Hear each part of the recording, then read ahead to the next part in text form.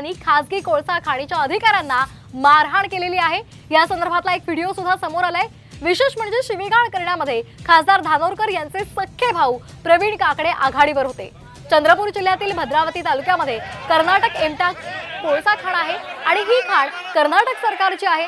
या खाणीतील कोळसा वाहतुकीमुळे पिकांना मोठा फटका बसू लागलेला आहे आणि सोबतच प्रकल्पग्रस्तांचे प्रश्न सुद्धा आहेत।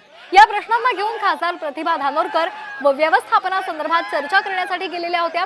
मात्र वारंवार निवेदन देऊन सुद्धा दखल घेतली जात नसल्याचा आरोप धानोरकरांनी केलेला आहे। आपण हे दृश्य पाहतोय, प्रतिभा धानोरकर यांच्या भावाकडूनच शिवीगाळ झालेली आहे आणि त्याचबरोबर त्यांच्या कार्यकर्त्यांनी मारहाण सुद्धा केलेली आहे। चंद्रपूरच्या काँग्रेसच्या खासदार प्रतिभा धानोरकर यांच्या समोरच त्यांच्या भावांना आणि कार्यकर्त्यांनी खासगी कोळसा खाणीच्या अधिकाऱ्यांना मारहाण केलेली आहे। या संदर्भातला व्हिडिओ सुद्धा समोर आलेला आहे। विशेष म्हणजे शिवीगाळ करण्यामध्ये खासदार धानोरकर यांचे सख्खे भाऊ प्रवीण काकडे आघाडीवर होते।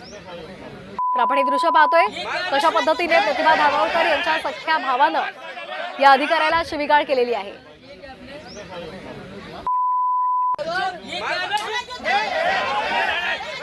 मागण्या या पूर्ण होणार नाही। आम्ही बरेच आंदोलन मोर्चे या कंपनीवरती केले, पण त्याची दखल या कंपनीकडून झाली नाही आणि कुठलेही आश्वासन पूर्ण झाले नाही। पण आता आमचा हा शेवटचा आक्रमक असा पवित्र आहे, जोपर्यंत पूर्ण सोड्याच्या सोडा मागण्या मार्गी लागणार नाही तोपर्यंत कंपनीचं काम आम्ही चालू देणार।